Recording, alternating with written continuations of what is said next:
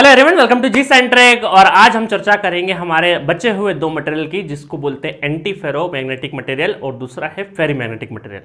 तो उसको समझने के पहले हम लोगों की जर्नी कहां तक आ गई थी, समझ के नाइबरिंग इंटरेक्शन तक आ गई थी। कहां से शुरू किया था हमने? पैरामैग्नेटिक में एक ड्रॉबैक था कि वाइडली स्पेसिंग एटम थे। फिर हमने देखा एक ऐसे मटेरियल की खोज में गए जहां पे हमें नाइबरिंग इंटरेक्शन रहे, क्योंकि पैरा में नाइबरिंग इंटरेक्शन एब्सेंस था। फिर हमने पहली बार टर्मिनोलॉजी सुनी कि नाइबरिंग इंटरेक्शन क्या होता है, वो देखा हमने, और फेरोमैग्नेटिक में वो प्रेजेंट था, वहां से हमें काम आया। तो अब हम क्या कर रहे हैं, यहां पे जो नाइबरिंग इंटरेक्शन है उनके अलग अलग, इनको फिर और माइक्रोस्कोपिक लेवल पे जब हमने इसके डोमेन्स को, एक एक डोमेन को उठा के, एक एक पर्टिकुलर डोमेन को उठा के देखा कि इसके अंदर डाइपोल्स के अरेंजमेंट कैसे हैं, तो हमें पता लगा कि फेरो के साथ साथ दो और अलग अरेंजमेंट हमें देखने को मिले। इन डोमेन्स के अंदर दो और हमें अलग अरेंजमेंट देखने को मिले। तो वो अरेंजमेंट सबसे पहले समझते हैं। तो सबसे पहले तो हमारा जो फेरो में जो हमें मिला कि फेरोमैग्नेटिक में जो हमें मिला कि एक डोमेन को, मैंने ये सारे के सारे एक डोमेन को उठाया, मैंने पर्टिकुलर कोई भी एक डोमेन को उठा लिया, एक डोमेन को उठा के देखा माइक्रोस्कोपिक लेवल पे, तो हमें पता चला कि फेरोमैग्नेटिक मटेरियल में जो डाइपोल्स है वो एक ही तरफ अलाइन है। तो उसको हमने फेरोमैग्नेटिक मटेरियल बोल दिया था।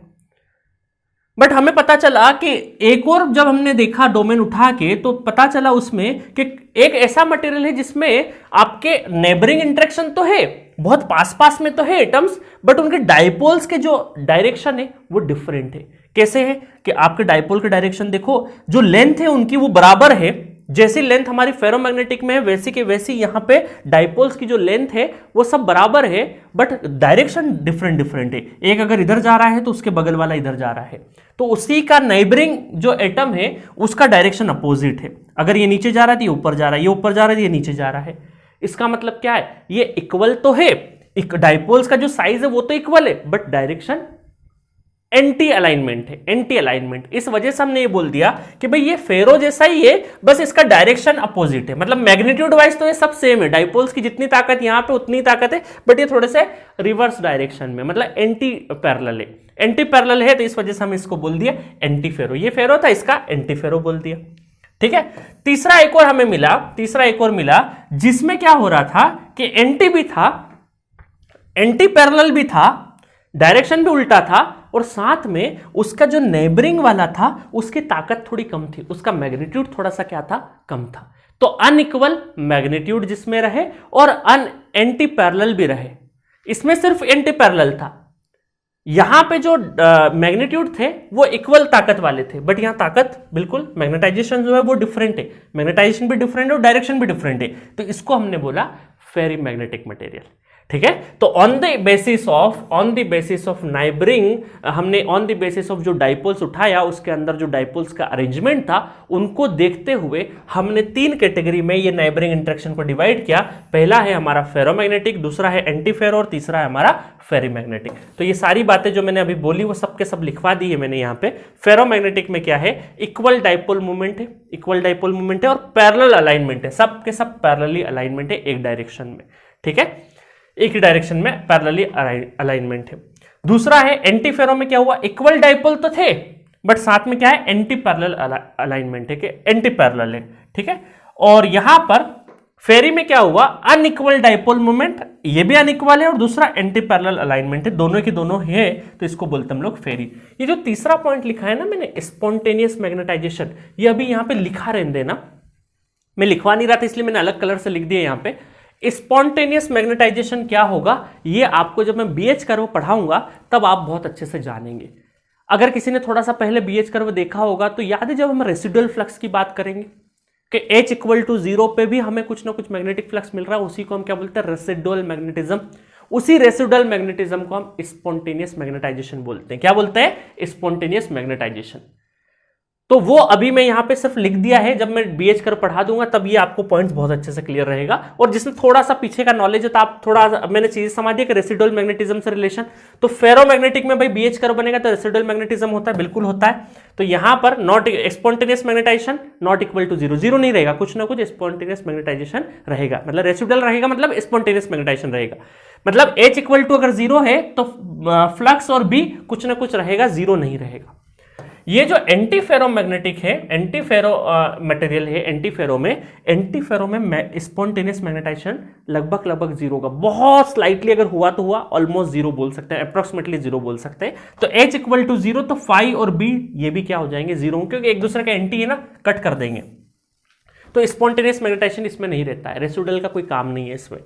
और ये जो फेरोमैग्नेटिक है इसमें क्या रहेगा, स्पॉन्टेनियस मैग्नेटाइजेशन रहेगा, क्योंकि ये एग्जैक्टली एक दूसरे को नहीं काट रहे हैं, छोटे मैग्नीट्यूड से काट रहे हैं। तो स्पॉन्टेनियस मैग्नेटाइजेशन H अगर जीरो कर भी दोगे तो कुछ न कुछ रेसिडुअल मैग्नेटिज्म का स्कोप रहेगा, जिसको हम बोलते हैं स्पॉन्टेनियस मैग्नेटाइजेशन एग्जिस्ट करेगा, नॉट इक्वल टू जीरो, मतलब फ्लक्स और बी दोनों के दोनों नॉट इक्वल टू जीरो रहेंगे। ठीक है, तो इसको आप जब BH कर जान लेंगे तो स्पॉन्टेनियस मैग्नेटाइजेशन को और अच्छे से हम लोग वहां पे, मैं डेफिनेशन वगैरह सब वहीं पे लिखवा दूंगा, है ना, coercivity, coercive force, residual magnetism, spontaneous magnetization, ये सब मैं BH कर में आपको पढ़ाऊंगा। ठीक है, तो ये BH कर्व के बाद और अच्छे से इनको चीजों को जानोगे।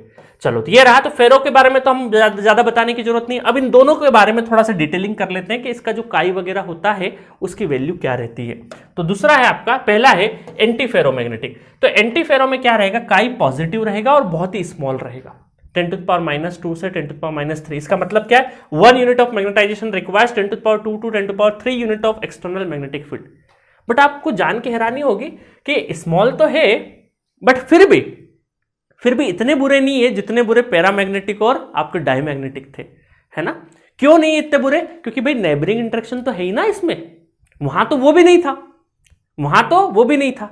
तो अब हम क्या कंपैरिजन क्या कर, जैसे हमारी भारतीय टीम का कंपैरिजन हम बहुत छोटी टीमों से थोड़ी करते हैं, हम हमेशा इंग्लैंड ऑस्ट्रेलिया से करते हैं, बरमूडा आयरलैंड वाली टीम से हम कंपैरिजन से हटा ही देते हैं उनको, हम लोग। तो सिमिलरली इसके रिस्पेक्ट में एंटी फेरो इतना भी स्मॉल है, मानते हैं ये भी बहुत ही स्मॉल होता है, बट उतने बुरे भी नहीं जितने बुरे हमारे पैरा और डाय थे, है ना। तो ये समझाने का तरीका बता रहा हूं मैं आपको, है ना। नहीं तो बोलोगे सर सब जगह वेरी स्मॉल लिख दिया और कभी क्वेश्चन आ गया इधर का उधर का, तो फिर दिक्कत हो जाएगी, नहीं होगी, है ना। ये एटलीस्ट इसमें नेबरिंग इंटरेक्शन है, तो उतने बुरे नहीं जितने वो वाइडली स्पेसिंग वाले थे। ठीक है, अच्छा, इसका कर्व कैसा बनता है, इसका कर्व बनता है, स्मॉल है और पॉजिटिव स्लोप है, स्मॉल है, तो इस तरीके की कर्व मिलेगा आपको। ओनली पूरे पीरियोडिक टेबल में एक सिर्फ क्रोमियम Cr ही एक ऐसा मटेरियल है जो एंटी फेरोमैग्नेटिक है, एक ही पूरे में। तो इसलिए मैंने लिखवा दिया, अदरवाइज क्योंकि आपको क्वेश्चन आपसे एग्जामिनेशन हॉल में पूछा जा सकता है ना, कभी आ गया तो कि एंटी फेरोमैग्नेटिक कौन सा है चारों में से, तो एक लोता है, इस वजह से पूछने की पॉसिबिलिटी है। बाकी पीरियोडिक टेबल रटने मत बैठ जाना कि सर पता नहीं कभी आ जाए मटेरियल, नहीं आएगा, क्योंकि बहुत सारे हैं ना, और एग्जामिनर को पता है कि यार स्टूडेंट को कोई केमिस्ट्री थोड़ी पूछना है। बट हाँ, इकलौता अगर है, और जैसे फेरोमैग्नेटिक फेकोनी है ना, फेंकने वाले को फेकोनी, FeCO Ni, निकल कोबाल्ट और फेरस आयरन, तो वो आपको फेरो का, एंटी फेरो का, इनका पता होना चाहिए, क्योंकि ये आपसे पूछे जा सकते हैं, है ना। और मान ले आपको तो भाई RRB JEE वाले जो स्टूडेंट है उनको तो नॉन टेक्निकल तरफ से भी क्वेश्चन पूछा जा सकता है, केमिस्ट्री का क्वेश्चन बना के, तो भी आपका काम बन जाएगा। चलो नेक्स्ट देखें, फेरीमैग्नेटिक क्या होता है। फेरीमैग्नेटिक में भी क्या होगा, पॉजिटिव रहेगा और मीडियम मैग्नीट्यूड का काई रहेगा। मीडियम मैग्नीट्यूड का मतलब है, मैं इसको थोड़ा सा रिलेट और अच्छे से कराऊं कि फेरो और एंटी फेरो के बीच में रहेगा। ये बहुत स्मॉल, ये बहुत हाई, तो ये मीडियम कैटेगरी में रहेगा फेरी। और फेरी मैग्नेटिक के थोड़े से एडवांटेज हैं, कुछ प्रॉपर्टी इसकी बहुत यूनिक है। उन प्रॉपर्टी के बारे में आपको बता दूं कि दो प्रॉपर्टी बहुत बढ़िया है इसकी। एक तो हाई इलेक्ट्रिकल रेजिस्टिविटी देता है, हाई इलेक्ट्रिक रेजिस्टिविटी देता है, जिसकी वजह से क्या होगा, आगे चल के जब मैं एडी करंट पढ़ाऊंगा ट्रांसफार्मर में, तो एडी करंट कम हो जाता है। रेजिस्टिविटी ज्यादा होगी तो आपका एडी करंट क्या हो जाएगा, कम हो जाएगा। इसी वजह से आपका ओवरऑल, अब भाई कोर लॉस में क्या होता है, कोर लॉस में हिस्टेरेसिस और एडी करंट दोनों ही होते हैं, तो अगर एडी कम हुआ तो ओवरऑल कोर लॉस भी तो कम हुए, तो कोर लॉस भी कम हो जाएंगे। और ये ज्यादातर जो हाई फ्रीक्वेंसी ट्रांसफार्मर होते हैं उनको बनाने में, उसका कोर बनाने के लिए हम क्या यूज करते हैं, फेराइट कोर। फेराइट कोर वो इसी फेरी मटेरियल से, फेरी मैग्नेटिक मटेरियल से ही बना होता है। फेरी मैग्नेटिक मटेरियल से बनता है high frequency transformer. High frequency मतलब किलोहर्ट्ज, मेगाहर्ट्ज वाले जो ट्रांसफार्मर होते हैं, बहुत ही स्मॉल साइज वाले जो ट्रांसफार्मर होते हैं, उसका जो कोर होता है वो फेरी मैग्नेटिक फेराइट कोर से बनता है। फेराइट कोर से बनता है। नॉर्मली जो हमारे बड़े बड़े पावर ट्रांसफार्मर है, जैसे 50 हर्ट्ज पे जो चलने वाले हैं, वो सबके सब हाईली फेरोमैग्नेटिक मटेरियल से बनते हैं। आगे चल के CRGOs वगैरह सब बताऊंगा मैं आपको, उस मटेरियल से बनते हैं। बाकी जो हाई फ्रीक्वेंसी वाले होते हैं, क्योंकि हाई फ्रीक्वेंसी पे आप पे के कोर लॉस जो है वो ज्यादा हो जाते हैं, इस वजह से उसको, क्योंकि इसकी प्रॉपर्टी क्या है कि हाई इलेक्ट्रिक रेजिस्टिविटी, तो कहीं ना कहीं आपके कोर लॉस को क्या करेगा, कंपनसेट कर देगा। तो हाई फ्रीक्वेंसी के टाइम पे हम लोग क्या करेंगे, ज्यादा कोर लॉस से बचाने के लिए हम फेराइट कोर का यूज करेंगे। ठीक है, अब ये किससे बना होता है, ये किसी एक आप देखो पीरियोडिक टेबल अगर मैं दिखाऊंगा तो पीरियोडिक टेबल में आपको एलिमेंट सारे मिलेंगे, डायमैग्नेटिक, पैरामैग्नेटिक, फेरोमैग्नेटिक, एंटीफेरो, बट आपको ये फेरीमैग्नेटिक नहीं मिलेगा, क्योंकि फेरोमैग्नेटिक एक से नहीं बन के मिला है, एक से ज्यादा मटेरियल से मिलके बना है। कौन से, एक तो फेरस और फेरिक ऑक्साइड्स, जितने भी फेरिक ऑक्साइड्स है या फेरस या फेरिक ऑक्साइड से मिलके बनता है आपका, जैसे मैग्नेटाइट, एक मैंने लिख दिया यहाँ पे मैग्नेटाइट, या फिर कंपाउंड ऑफ या combination of two metallic oxide से मिलके बनता है।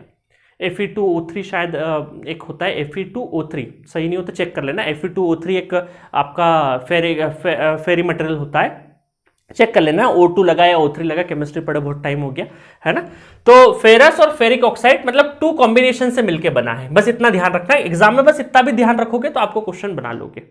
ठीक है, तो ये रही आपके सामने पीरियोडिक टेबल, जहां पे ये देखो क्रोमियम लाल से बना हुआ एंटी फेरोमैग्नेटिक मटेरियल बिल्कुल हाईलाइट हो रहा है, ये येलो वाले सारे के सारे हमारे पैरामैग्नेटिक मटेरियल, ये हमारे सारे के सारे डायमैग्नेटिक मटेरियल, पेयर्ड है, पेयर्ड इलेक्ट्रॉन, ये अनपेयर्ड इलेक्ट्रॉन, ये फेकोनिया आपके क्या है, फेरोमैग्नेटिक मटेरियल, ये फेरोमैग्नेटिक है बट पैरामैग्नेटिक, रूम टेम्परेचर पे पैरामैग्नेटिक है बट फिर फेरोमैग्नेटिक है। टेम्परेचर का अभी आपको समझ में नहीं आएगा, जब मैं अभी टेम्परेचर इफेक्ट पढ़ा दूंगा तब आपको सारी चीजें और अच्छे से समझ में आएगी। ठीक है, तो अब देखो ये कितना अच्छे से आपको, अब आपके दिमाग में ये जो 2-3-4 लेक्चर पढ़ने के पहले जब आपको डायमैग्नेटिक, पैरामैग्नेटिक, फेरोमैग्नेटिक के बारे में पूछा जाता था तो बड़ा बहुत पजल होता था दिमाग के अंदर कि क्या होगा क्या नहीं होगा, काई क्या होगा, स्मॉल होगा, लार्ज होगा।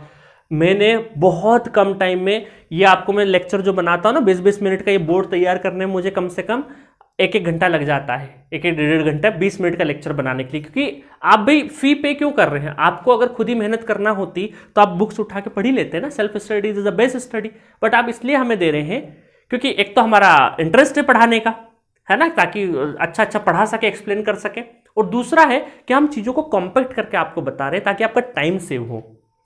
भाई आप कोई कोर्स परचेज इसलिए कर रहे हो ना कि आपका टाइम, कम टाइम में आप ज़्यादा चीज़ें सीख पाओ, आपको मेहनत नहीं करना, आपकी बजाय हम मेहनत करके आपके सामने कंटेंट दे सके, क्योंकि वो हमारा इंटरेस्ट, पैशन है ना। तो यही विन विन सिचुएशन है, आपका भी फायदा हमारा भी फायदा, इस वजह से कोर्स डिजाइन करते हैं। और आप लाइक सब्सक्राइब शेयर करते हैं, कहीं और शेयर करते हैं, आपको अच्छा लगता है और अच्छा लगता है, और किसी का सक्सेस होता है, कोई फ़ोन करके बोलता है सर हमारा सिलेक्शन यहाँ हो गया वहाँ हो गया, तो उसके से अल्टीमेट सेटिस्फेक्शन मिलता है कि जो कर रहे हैं सोसाइटी का भला हो रहा है।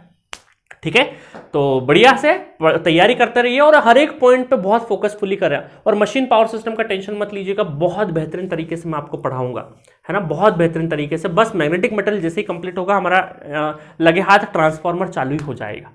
ठीक है, और उसके बाद सीधा डीसी चलाएंगे, फिर सिंक्रोनस पढ़ेंगे, इंडक्शन, बहुत बढ़िया तरीके से आपका तैयार करवाऊंगा। तो मैग्नेटिक मटेरियल मैंने देखा कि बहुत स्टूडेंट की एक क्वेरी थी कि सर बहुत डर लगता है क्योंकि बहुत थ्योरेटिकल चीज़ें, तो मैंने बहुत बोल सकते हैं लेयर्ड फॉर्म में उसको पढ़ाया, कनेक्ट डॉट को कनेक्ट करते करते पढ़ाया, ताकि आपको बहुत अच्छे से फील आए और दिमाग में बैठ जाए, एक ही बार पढ़े और सारी चीज़ें बैठ जाए। ठीक है, तो अब आप जब क्वेश्चन करेंगे बहुत मजा आएगा। तो हमने 5 मटेरियल पढ़ लिए हैं, अगले लेक्चर में हम लोग टेम्परेचर का रिलेशन देखेंगे और फिर बीएच का भी स्टार्ट कर देंगे। तो मिलेंगे नेक्स्ट लेक्चर में। Okay, thank you so much.